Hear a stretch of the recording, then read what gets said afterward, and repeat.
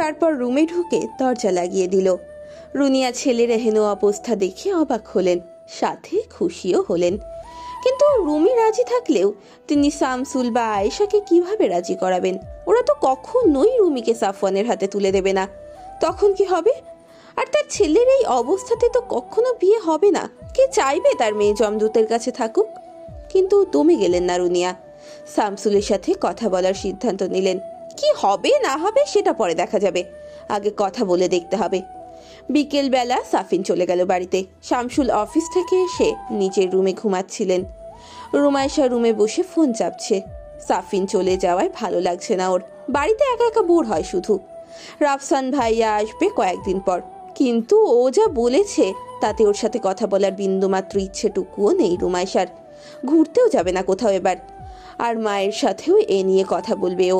এই কথা মা ছাড়া কেউ লাগায়নি রাফসানের কানে। এইসব ভাবতে ভাবতেই আয়েশা এলেন রুমাইশার রুমে।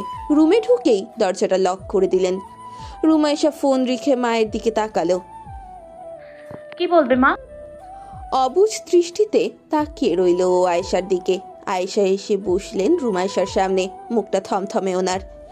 রুমাইশা মাকে কিছুক্ষণ পর্যবেক্ষণ করে বলল, কোনো সমস্যা হয়েছে? আয়েশা উত্তর করলেন না ওর কথায়। পরক্ষণেই দাঁতের দাঁত চেপে সপাটে একটা চর বসিয়ে দিলেন রুমাইশার বাগালে। চর খেয়ে রুমাইশার মুখটা ঘুরে গেল অন্যদিকে, থতমত খেয়ে গেল ও। হাতটা চর খাওয়া জায়গায় দিয়ে মায়ের দিকে জিজ্ঞাসু দৃষ্টিতে তাকালো ও। আয়েশা ওকে কেন মারলো সেটা ওর মাথায় আসছে না। আয়েশা ধারালো দৃষ্টিতে তাকিয়ে আছে ওর দিকে। রুমাইশা আমতা আমতা করে বলল, আমাকে মারলে কেন মা? কথা শেষ না করতেই আরো একটা চর পড়লো ওর মুখের ওপর। রুমাইশা ছিটকে পড়লো যেন। মায়ের দিকে অবিশ্বাস্য দৃষ্টিতে তাকিয়ে রইল ও। মা তাকে শেষ কবে মেরেছে মনে পড়ে না ওর। সেই মা ওকে আজ কেন মারছে? তোকে মারলাম কেন তুই বুঝতে পারছিস না মোটেই? রাতে কে ছিল তোর রুমে? কার সাথে শুয়েছিলি তুই? দিনে দিনে নষ্ট মেয়েদের মতো হচ্ছিস তুই। আমাদের চোখের সামনে দিয়ে তুই ছেলে ঢুকাচ্ছিস ঘরে, আবার আমাকে জিজ্ঞেস করছিস তোকে কেন মারলাম? কে ছিল বল? ওই ছেলে কে? ভোরবেলা তোর রুম থেকে কে বেরিয়েছে? সাফিনের নাম দিবি না, সাফিনকে আমি দেখলেই চিনি। কে ছিল বল? কার সাথে শুচ্ছিস তুই? মায়ের কথায় রুমাইশা জমে গেল একদম। ও এখন মাকে কিভাবে বোঝাবে যে ওদের ভেতরে ফিজিক্যালি কিছু হয়নি? মা কি বিশ্বাস করবে কখনো? কখনোই করবে না। অসহায় হয়ে চোখের পানি ফেলতে লাগলো ও। আয়েশা রেগে গেলেন অনেক। ডান হাত দিয়ে রুমাইশার চোয়াল চেপে ধরে বললেন, একদম ন্যাকা কান্না কাঁদবি না। কে ছিল ওই ছেলে? এক্ষুনি বল। কার সাথে তুই এই রকম নোংরা সম্পর্ক চালাচ্ছিস? ব্যথায় কুকড়ে গেল রুমাইশা। তবুও কাঁদতে কাঁদতে বলল, মা, তুমি যা ভাবছো সেরকম কিছুই না, বিশ্বাস করো আমি কিছু করিনি। তোর কোনো কথা আমি শুনতে চাচ্ছি না। তুই নাম বল ওই ছেলের, পরিচয় বল। কার এত বুকের পাটা যে আমার বাড়িতে এসে আমারই সামনে দিয়ে আমার মেয়ের সাথে নোংরামো করছে? নাম বল এক্ষুনি। ঝাঝালো গলায় বলল আয়েশা। এমন সময় বাইরে আয়েশার ফোন বাজতে শোনা গেল। আয়েশা রুমাইশার মুখ ছেড়ে দিয়ে ওর দিকে রক্তচক্ষু দিয়ে তাকিয়ে বাইরে গেলেন। যাওয়ার আগে বলে গেলেন, আমি আসছি এক্ষুনি, তোর বলা লাগবে না তুই কার সাথে কি করেছিস। রুমাইশা ফোপাতে লাগলো। ও কিভাবে সাফওয়ানের নাম বলবে? সাফওয়ানকে তো কেউই পছন্দ করে না বাসার। এখন কি করবে ও? কিভাবে বলবে মাকে সাফওয়ানের কথা? বিপদ যেন ওর পেছনই ছাড়ছে না, একটার পর একটা লেগেই আছে। ও কি করবে এখন? সাফওয়ানের কথা শোনার সাথে সাথেই তো মা ফুপির কাছে ফোন দেবে। তাহলে কি ফুপিও ওকে একই রকম ভাববে? ফুপিও ওকে নোংরা ভাববে?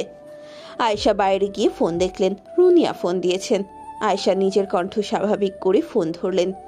ওপাশ থেকে রুনিয়া সালাম দিলেন। আয়েশা সালামের উত্তর দিলেন। কুশল বিনিময় করে রুনিয়া বললেন, শামসুলের কাছে ফোন দিলাম, তাও ফোন তুলছে না, তাই তোরটাতে দিয়েছি। আপা, ও ঘুমিয়েছে, মনে হয় ফোন সাইলেন্ট করা, এই জন্য টের পাইনি। গুরুত্বপূর্ণ কিছু নাকি? দিব আপনার ভাইয়ের কাছে ফোন? না, থাকুক, ওর ঘুম ভাঙানোর দরকার নেই এখন। উঠলে বইল আমি ফোন দিয়েছিলাম, কথা বলার আছে কিছু। আচ্ছা আপা, রাখছি তাহলে। বলে আয়েশা কল কেটে দিলেন। ফোনটা নিয়ে আবারও রুমাইশার রুমে ঢুকলেন। রুমাইশা ফোপাচ্ছে। দরজা লক করে আবারও এসে বসলেন রুমাইশার সামনে। রুমাইশা তাকিয়ে আছে নিচের দিকে। আয়েশা ঝাঝালো কণ্ঠে বলল, এই তাকা আমার দিকে। নিচে কি দেখছিস তুই? আমার দিকে তাকা। এত নষ্ট হয়েছিস কবে থেকে বল? আর ওই ছেলের পরিচয় বল। কিচ্ছু লুকাবি না তুই। কে ওই ছেলে? আমাদের চেনা জানা কেউ তো অত লম্বা না, বল কেউ। লম্বার পয়েন্টটা মনে পড়তেই আয়েশা চমকে উঠলেন। তারপরও জড়ানো গলায় বললেন, সাফওয়ান ওইটা? ক্রন্দনরত রুমাইশাকে একটা ঝাঁকি দিয়ে জিজ্ঞেস করলেন, সাফওয়ান ওইটা? সত্যি করে বল, ওটা সাফওয়ান কিনা? রুমাইশা কাঁদতে কাঁদতেই উপর নিচে মাথা নাড়ালো। তারপর কেঁদে কেঁদেই বলল, তুমি যা ভাবছো এমন কিছু হয়নি মা, বিশ্বাস করো। আয়েশার যেন অভক্তি এসে গেল রুমাইশার ওপর। ঘেন্না নিয়ে তিনি বললেন, ছি ছি, এতটা নিচে নেমে গেছিস তুই? সারা জীবন ভাই রেখে এসে এখন তোর সাথে রাতে একসাথে থাকছিস? ছি, তোকে তো আমার মেয়ে বলতেও ঘৃণা হচ্ছে। ওকে চিনিস তুই? ওর সম্পর্কে জানিস কিছু? ও কি করতে পারে সে সম্পর্কে তোর কোনো ধারণা আছে? ও কতটা ভয়ঙ্কর হতে পারে সে সম্পর্কে কোনো আইডিয়া আছে তোর? এই যে দাগ গলায়। রুমাইশার গলার বাপাসের দিকটার আবছা ছোপ ছোপ দাগ দেখিয়ে বললেন তিনি, এই দাগটা কিভাবে হয়েছে তুই জানিস না? ও তোকে মেরে ফেলেছিল। বলতে গেলে বিষ ওর দাঁতে, বিষ। আমার কথা বুঝতে পারছিস তুই? তোকে মেরে ফেলতে ও 2 মিনিটও লাগবে না। রুমাইশা চোখ মুছে নিল। হঠাৎ করেই যেন ওর সমস্ত ভয় উবে গেল। ভয়ের জায়গায় দ্বিগুণ সাহস এসে ভর করলো। আয়েশার দিকে তাকিয়ে শক্ত গলায় বলল, জানি আমি সব, কিভাবে কি হয়েছে আমি সব জানি। আর আমি এসব জেনেই ওকে ভালোবেসেছি। আর আমাদের ভেতর কিছুই হয়নি। ওর ঘুম আসছিল না, তা আমার কাছে এসছে, জড়িয়ে ধরেছে শুধু, আর চুমু খেয়েছে, আর কিছুই না। আয়েশা চোখ মুখ খিচে অন্যদিকে মুখ ঘুরিয়ে নিলেন। কতটা নির্লজ্জ হলে মানুষ মায়ের সামনে এইসব কথা বলতে পারে? কিসের ভালোবাসা তোদের? এসব ভালোবাসা না, নষ্টামি। রুমাইশা এবার আরো শক্ত হলো। মা মোটেও এইভাবে বলবে না। সাফওয়ান ভাইয়া আমার জন্য কি কি করেছে এক সময় তোমরা সবাই জানো। আর ও এখনও তেমনই আছে, আমার গায়েও কোনো আঁচ লাগতে দেবে না। আর ও আমাকে যথেষ্টই ভালোবাসে, আর আমিও তাই। ও কেমন মন মানসিকতার সেটা আমার সাথে সাথে তোমরাও জানো। তাই অপবাদ দিও না। আমি এতবার করে বলছি যে আমাদের মাঝে কিছুই হয়নি, তারপরেও তোমার বিশ্বাস হচ্ছে না। তো যদি বিশ্বাস নাই হয় তাহলে তুমি যা ভাবছো তাই হয়েছে। আয়েশা রুমাইশার এমন কথায় আবারও সপাটে একটা চড় মারলো ওর গালে। তারপর রুমাইশার হাত থেকে ফোনটা একটানে ছিনিয়ে নিয়ে বেরিয়ে গেল রুম থেকে। রাত পর্যন্ত রুমাইশার সাথে একটা কথাও বললেন না আয়েশা। রুমাইশাও নিজের জেদ বজায় রেখে মায়ের সাথে কথা বলল না, ফোনটাও চাইতে গেল না। এটা জেনেও যে সাফওয়ান অবশ্যই ওকে মেসেজ দেবে একবার না একবার। নিজের রুমেই ঠায় বসে রইল। আয়েশা ভেতরে ভেতরে রাগে ফুঁসতে লাগলেন। রুমাইশা প্রচুর প্রচুর জেদি, তবে সেটা খুব সহজে দেখায় না ও।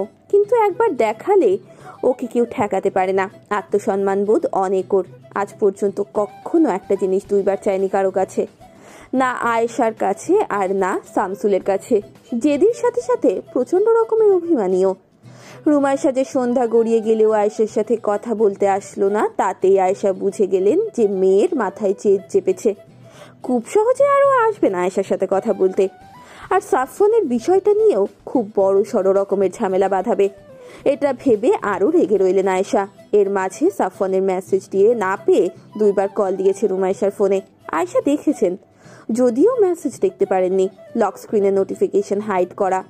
ফোনের ভেতরে না ঢুকলে মেসেজ দেখা যাবে না। আয়েশা ঠিক করলেন রাতেই শামসুলকে এই বিষয়টা জানাবেন।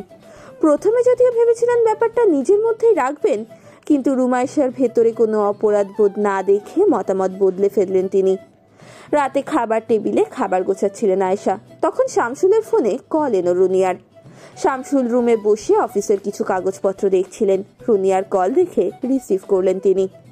রুনিয়ার আগেও মিসড কলগুলো দেখেছিলেন, কিন্তু পরে ফোন দিতে ভুলে গেছিলেন। ফোন রিসিভ করার পর কুশল বিনিময় করে রুনিয়া বললেন, ভাই, তোমার সাথে আমার খুব ইম্পর্টেন্ট কথা আছে। বিকেলে একবার ফোন দিয়েছিলাম আয়েশার কাছে, কিন্তু ও হয়তো তোমাকে বলতে ভুলে গেছে। শামসুল কাজ থামিয়ে বললেন, আমি ঘুম থেকে উঠেই দেখছিলাম তোর মিসড কল, কিন্তু পরে ব্যাক করতে ভুলে গেছি। বুড়ো হয়ে যাচ্ছি, কিছু এখন আর মনে থাকছে না। শামসুলের কথায় কিঞ্চিত হাসল রুনিয়া। শামসুল আবার বললেন, কি ইম্পর্টেন্ট কথা আপা, বল। সব ঠিক আছে তো? কোনো সমস্যা হয়েছে? হ্যাঁ, সব ঠিক আছে। তবে আমার একটা প্রস্তাব দেওয়ার আছে। আমি তোদের বাড়িতে এসে কথাগুলো বলতে পারলে ভালো হতো, কিন্তু এখন আর সময় নেই সেসবের, তাই ফোনেই বলছি। আমার কথাগুলো ধৈর্য দিয়ে শুনবি, আগে থেকে হাইপার হবি না, আমার কথাগুলো বোঝার চেষ্টা করবি। শামসুল মনোযোগ দিয়ে শুনলেন বোনের কথা। রুনিয়া থেমে থেমে বললেন, আসলে কিভাবে বলবো বুঝতে পারছি না। তুই তো জানিস আমার সাফওয়ানের অবস্থার সম্পর্কে। ওর জীবনটা অন্য 10টা মানুষের মতো স্বাভাবিক না। আমার ছেলের বয়স 30 পার হতে চলেছে বললে ভুল হবে, হয়ে গেছে। আমার ছেলের তো বিয়ে দেওয়া অসম্ভব বলতে গেলে, কিন্তু আমি তো একজন মা। আমার তো ইচ্ছা হয় আমার ছেলের একটা বউ হোক, বাচ্চা হোক, সংসার হোক, সুখে শান্তিতে থাকুক। বউ বাচ্চা নিয়ে। আর ও ছেলে মানুষ, ওর তো একটা চাহিদা আছে, বয়স হয়েছে এখন। ওরও তো একটু ভালোবাসার দরকার আছে, মন খুলে কথা বলার মতো একজন সঙ্গীর দরকার আছে। তা তুই এখন কি বলছিস? তোর ছেলের জন্য মেয়ে দেখে দিতে? আমার মেয়ে দেখে দিতে কোনো সমস্যা নেই। সাফওয়ান আমার ভাগিনা, ওর জন্য তো আমি মেয়ে দেখলে সব থেকে ভালো মেয়েটাই খুঁজে বের করব। কিন্তু আপা, তুই তো জানিস বিয়ে দিতে হলে তো মেয়ের বাড়ির লোক ছেলেকে দেখতে চাইবে। আর সাফওয়ানের চেহারা তো আমরা যতদূর জানি স্বাভাবিক নেই। ওকে দেখে যে কেউ বুঝে যাবে ওর ভেতরে একটা গুরুতর সমস্যা আছে। তখন কি কেউ মেয়ে দিতে চাইবে? আর যদি চেহারা ম্যাটার নাও করে, যেহেতু সাফওয়ান মোটামুটি একটা জব করে, ভালো স্যালারি পায়, বা তোদের বাড়ি গাড়ি আছে, তারপরও তো একটা সমস্যা। সাফওয়ানের যে দাঁতে বিষ আছে সেটা যদি মেয়েদের বাড়ির কেউ জানতে, তাহলে তো আর কেউ মেয়ে দিবে না।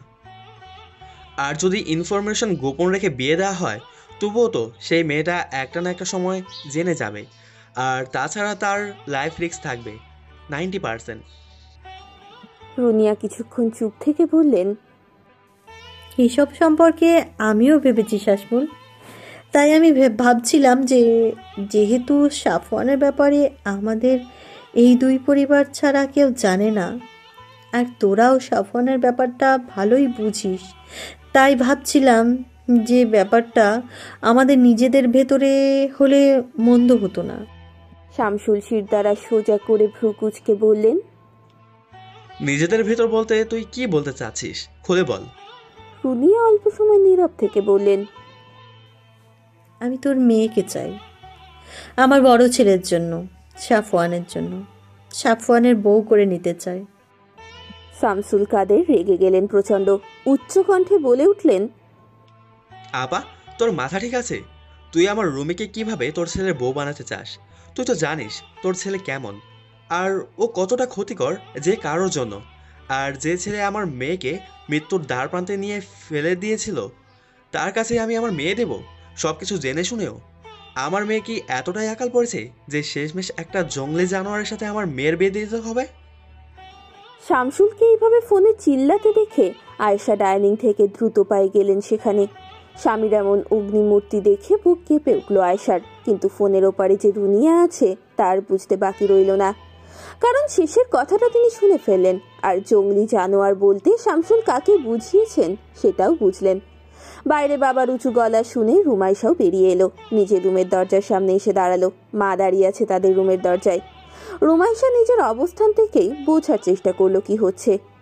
শামসুলের কথাগুলো রুনিয়ার বুকে গিয়ে লাগলো একদম। তিনি উত্তর দিলেন, শাসমুল, কিভাবে সাফওয়ানকে এভাবে বলতে পারলি? আমার ছেলে জঙ্গলি জানোয়ার? ও আমার সন্তান, আমি ওকে পেটে ধরেছি। আমি তোর বোন, ও তোর বোনের সন্তান, তুই ওকে এভাবে বলতে পারলি? ও তো তোরই সন্তানের মতো। ও যে রুমিকে খারাপ রাখবে এমন তো নয়। আমার ছেলে যথেষ্ট দায়িত্ববান।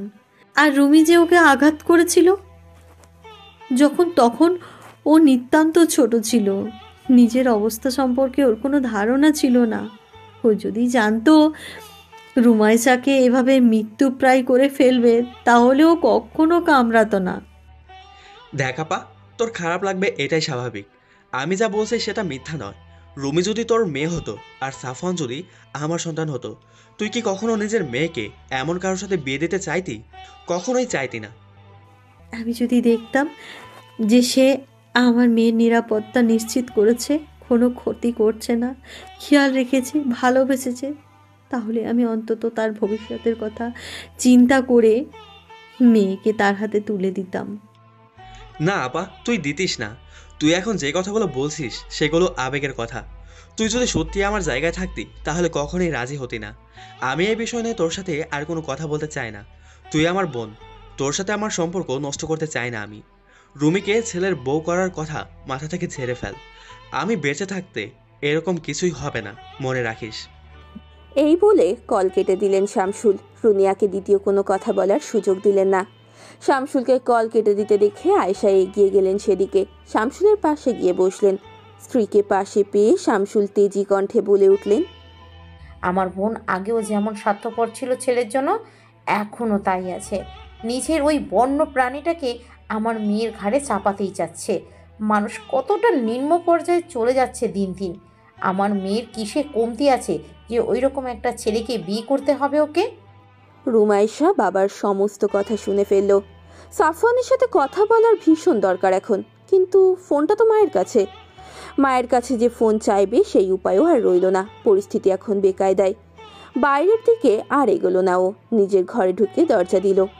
এদিকে আয়েশা রুনিয়ার এই ফোন কলের পর আর স্থির থাকতে পারলেন না। আগুনে ঘি ঢেলে তিনি বললেন, তোমার বোনের চাল আমি এবার ধরতে পেরেছি। তোমার বোন যে তোমার আড়ালে কি নোংরা খেলা খেলছে তা তুমি ভাবতেও পারবে না। আয়েশার কথাতে শামসুল নড়ে চড়ে বসলেন। জিজ্ঞেস করলেন, চাল চালছে বলতে কি বোঝাতে চাইছো তুমি? কি করেছে ও? আয়েশা কিছুক্ষণ চুপ থেকে চাপা কণ্ঠে বলে উঠল, ছেলেকে লেলিয়ে দিয়েছে আমার মেয়ের পিছনে, যাতে ওর ছেলে অনায়াসে বিয়ে হয়ে যায় আমার মেয়ের সাথে। তারপর শামসুলের দিকে তাকিয়ে দাঁতে দাঁত চেপে বললেন, সাফওয়ানকে আমি আজ ভোরবেলা বের হতে দেখেছি রুমির ঘর থেকে। সারা রাত সে এখানেই ছিল রুমির কাছে। আয়েশার কথায় যেন শামসুলের পায়ের তলা থেকে মাটি সরে গেল। থম মেরে বসে রইলেন তিনি। আয়েশা আরও বললেন, তোমার মেয়েকে ধরেছিলাম আমি বিকেলে, কিন্তু তার অপরাধবোধ তো নেই। উল্টো আমার সাথে গলা চড়িয়ে কথা বলছে তোমার মেয়ে। বলছে নাকি ভালোবাসে। আমাদের সবার চোখ ফাঁকি দিয়ে তোমার মেয়ে তোমারই বাড়িতেই সমস্ত করছে। ওর সাহস কতটা বেড়ে গিয়েছে সে সম্পর্কে তোমার কোনো ধারণা নেই। আয়েশার কথা শুনে চোয়াল শক্ত হয়ে গেল শামসুলের। মেয়ের এখনো অধঃপতন মেনে নিতে পারছেন না তিনি। তার মেয়ে কি যে কিনা স্কুলের ছেলে বন্ধুদের সাথেও কখনো কথা বলতে চাইতো না, সে কিনা আজ একটা ছেলের সাথে তারই বাড়িতে। আর ভাবতে পারলেন না শামসুল। বুকের ভেতর যেন ব্যথারা কুণ্ডুলি পাকিয়ে ঠেলে ঠেলে উঠছে। তার মেয়ে এতটা নিচে নেমে গেল কিভাবে? আয়েশার দিকে তাকিয়ে রুমাইশাকে ডাকার জন্য নির্দেশ দিলেন তিনি। আয়েশা স্বামীর নির্দেশ মতো গেলেন রুমাইশাকে ডাকতে। রুমাইশা নিজের রুমে বসেছিল চুপচাপ। ওর মনটা এমনিতেই ভালো নেই। মাথায় সারাক্ষণ ঘুরছে সাফওয়ানের পরিণতির কথা। বেশি সময় নেই ওর হাতে। ওর শেষ সময়গুলো যেখানে খুব সুন্দর করে কাটানোর কথা, সেখানে ওর সমস্ত দিনগুলো খারাপ কাটছে। কাউকে বোঝাতেও পারছে না নিজের মনের অবস্থাটা। তার উপর আবার বিকেলবেলা মায়ের এমন ব্যবহার। ও বুঝতে পারছে ও যেটা করেছে সেটা হয়তো মোটেও ঠিক হয়নি। কোনো বাবা মাই এটা মেনে নেবে না, কিন্তু ওকে তো বিশ্বাস করা উচিত ছিল ওর মায়ের। ও কেন ওর মাকে মিথ্যা বলবে? যেখানে ওর মা দেখে ফেলেছে সাফওয়ানকে বের হতে, সেখানে তো মিথ্যা বলার কোনো অবকাশ নেই। এটা মা বুঝলো না। ভাবনা চিন্তার ভেতরেই দরজায় টোকা পড়লো। বাইরে মায়ের গলা শোনা যাচ্ছে। আয়েশা ঝাঁঝালো গলায় বললেন, রুমি, দরজা খুলে বাইরে আয়, তোর বাবা ডাকছেন। বাবা ডাকছেন শুনেই রুমাইশার বুক কেঁপে উঠল। ডেকেছো কেন? ধীর পায়ে গিয়ে দরজা খুলে মায়ের সামনে দাঁড়িয়ে বলল। আয়েশা মুখ থমথমে রেখেই বললেন, আমি জানি না, গিয়ে শুনে আয়। হ্যালো গাইস, ভিডিওটি ভালো লাগলে একটু লাইক করে দিও, আর অবশ্যই কমেন্ট করে জানাও ভিডিওটি তোমাদের কেমন লেগেছে। আর ভিডিওটির পরবর্তী পার্ট খুব তাড়াতাড়ি আসবে। তো যারা এখনও চ্যানেলটিকে সাবস্ক্রাইব করোনি, প্লিজ পরবর্তী পার্টগুলো দেখার জন্য চ্যানেলটিকে সাবস্ক্রাইব করে পাশে থাকা বেল আইকনটি প্রেস করে দিও। ধন্যবাদ সবাইকে, আমাদের সাথেই থেকো।